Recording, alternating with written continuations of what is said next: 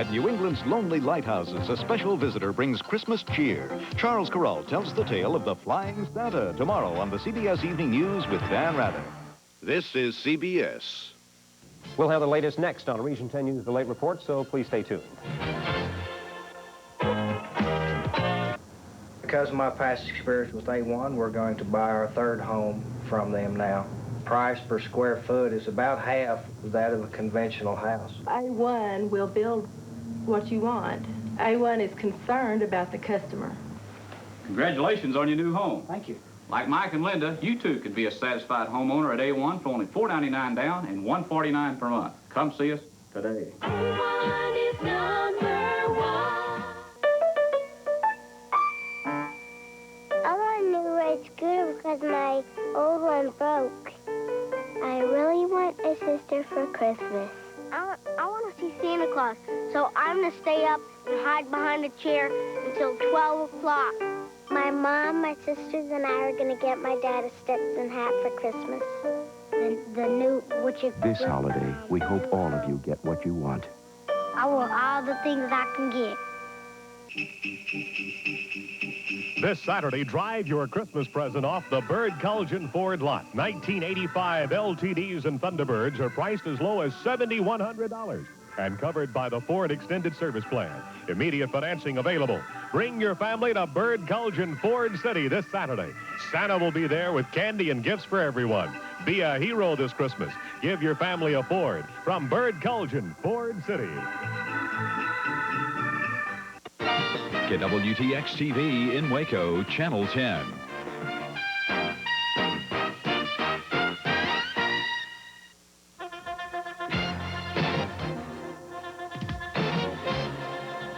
Tonight on Region 10 News, The Late Report. Senator Edward Kennedy says he will not be among the Democratic presidential contenders in 1988. That statement made tonight in Boston. Congressman Marvin Leith of Waco is being praised by many colleagues on Capitol Hill for saving veterans' benefits from the budget-cutting acts. And we'll have a report on the Surgeon General's latest findings concerning smoking and health. Good evening, I'm John Carroll. This is Region 10 News, The Late Report. With the field unfolding for the 1988 presidential elections, many have speculated who will be among the candidates for both parties. But today, in a surprise announcement, Senator Edward Kennedy said, don't count on him. Kennedy went before Boston television viewers earlier this evening, and he announced he would stay in the Senate and would not seek the presidency. I have decided that the best way to advance the values you and I share, peace on earth, economic growth at home, and compassion for all Americans, is to be a United States Senator and not a candidate for President of the United States. I will run for re-election to the Senate. I know that this decision means that I may never be president, but the pursuit of the presidency is not my life. Public service is. Kennedy will be up for re-election for the Senate next year. And also tonight, the recently passed balanced budget amendment calls for drastic cuts in the next 5 years in domestic programs to bring the budget deficit down to nothing. But one area, veterans' benefits, withstood the axe. Congressman Marvin Leith of Waco has been the man on Capitol Hill who most attribute the successful battle towards saving the benefits for veterans. Stu Nagurka reports. Congressman Marvin Leith, a member of the House Veterans Affairs Committee for 6 years, decided to give up his seat earlier this year so he could sit on the House Budget Committee. He thought he could help veterans more by being on the committee that writes the nation's budget. It turns out his thinking was right on target. When the Budget Committee was debating balanced budget legislation, Leith insisted that veterans' benefits not be cut. Today, Leith is being applauded by the chairman of the House Veterans Affairs Committee. And if it hadn't been for Marvin Leith, we would have been severely hurt in veterans programs and also the military. And he wasn't asking for anything extra for veterans, but he was asking that veterans programs be treated just like any other government program. And that's just about the way it came out. Besides exempting veterans' benefits, Leith successfully fought to limit cuts in medical care to veterans to no more than 1% next year, 2% in '87, and 4% the following 2 years. You know, I am very proud of the fact that we were able to perhaps heighten the concern of the full committee, heighten the concern of Congress about the importance of protecting those veterans' benefits. Of all the millions of Americans who receive benefits from the federal government, Leith says veterans are the only ones who have earned their benefits because they risked their lives to protect us. Leith says now it's our turn to protect them. Stu Nagurka, Region 10 News, Washington. Secretary of State Schultz has strong reservations about President Reagan's new order requiring high-security government employees to take lie detector tests. At a news briefing at the State Department today, Schultz said he has what he called grave reservations about the reliability of polygraph tests as a condition of employment. Asked if he would take the test himself, once was his reply. But he added that the day he's told he's not trusted will be the day he leaves the government. The order Mr. Reagan signed last month requires federal employees who deal with the national security information to take the test if asked about counter-espionage and national security matters, but not about his or her lifestyle. The Waco School Board tonight considered the hiring of a new principal for the new consolidated school for 86, and a look at why Rio Airways' acquisition by an Atlanta company fell through. These stories next on the Late Report.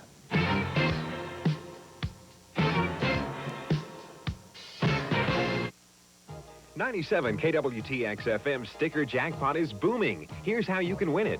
Pick up a sticker at these locations, and while you're there, fill out the activator card and send it back to us. Put the sticker on your car, then listen for your license number on 97 FM, and when you hear it, call us back within 5 minutes at 388-5597 and win the cash in the sticker jackpot. So go ahead, be a winner, and stick with 97 FM. 97 KWTX-FM. Don't look now, but cold weather is here again.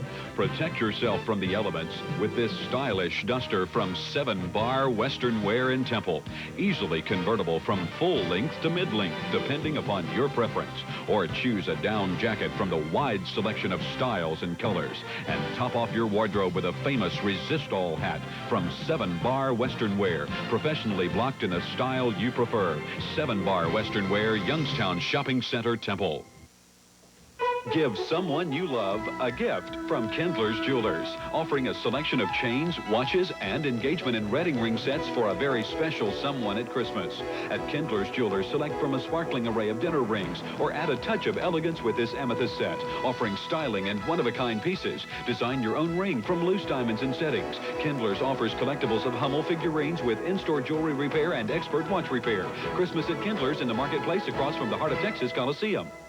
You come from here and take your infernal Merry Christmas with you. Scrooge. I hate people. He's back with a haunting cast of holiday spirits. Merry Christmas. And some unexpected guests. Beware. Who offer a chilling look into what could be his own future.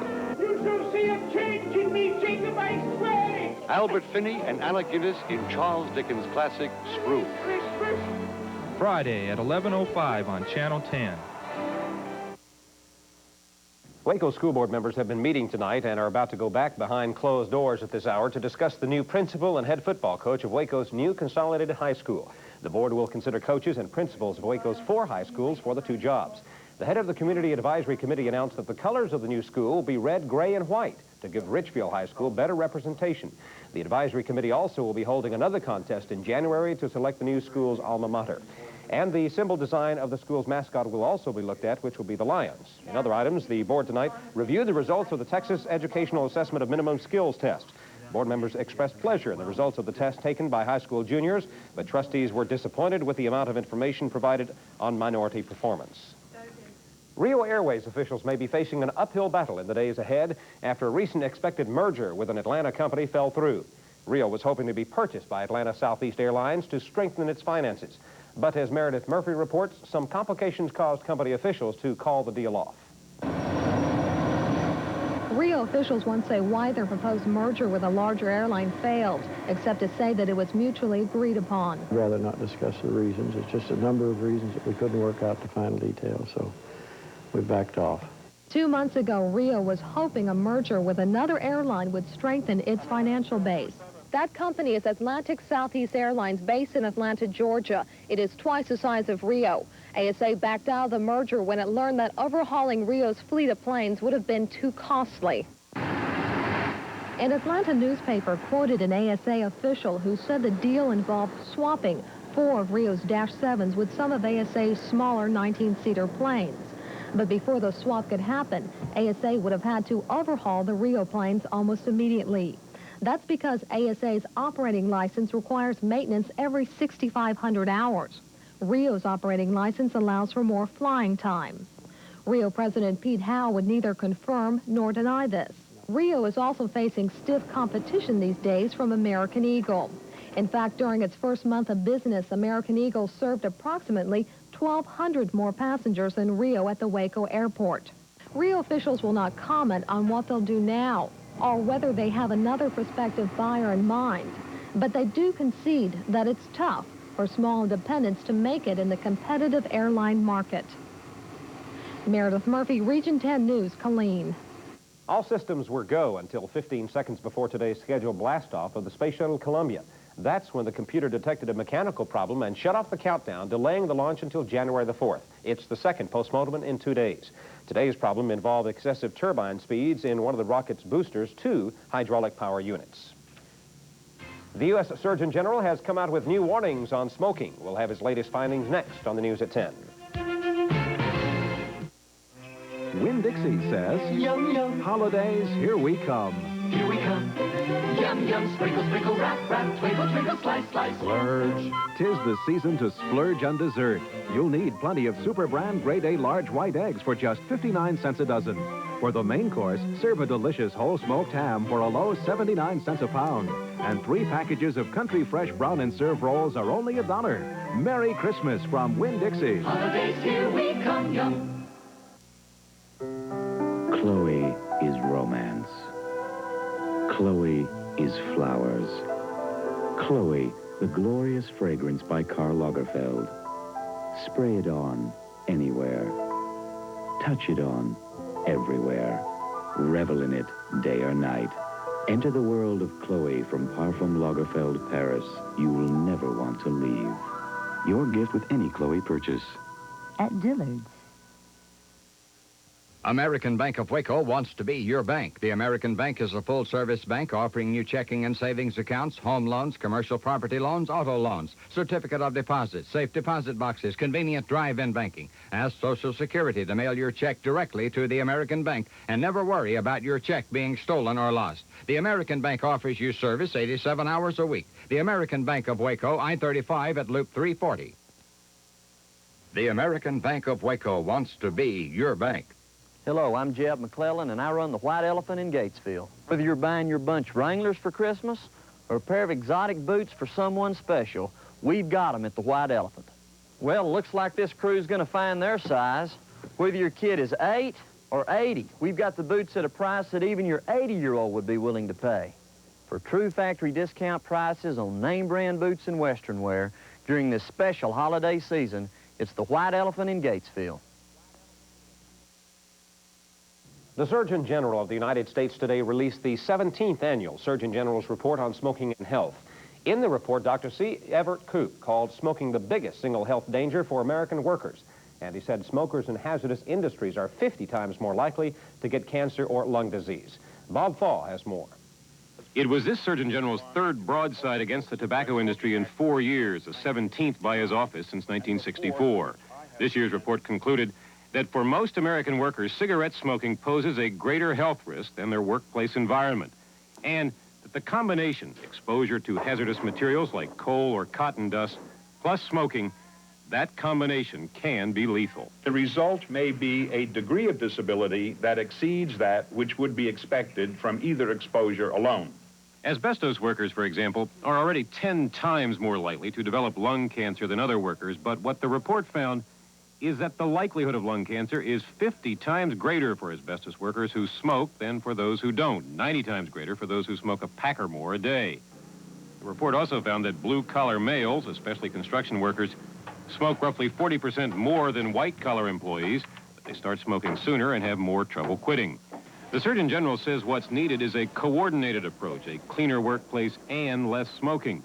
But organized labor worries that employers will use smoking and its health risks as an excuse not to clean up hazardous factories and plants. And employers across all industries have always attempted to use the smoking argument to shirk their responsibilities to control workplace hazards. And the tobacco industry suggested that Koop's report is more political than scientific. our questioning is about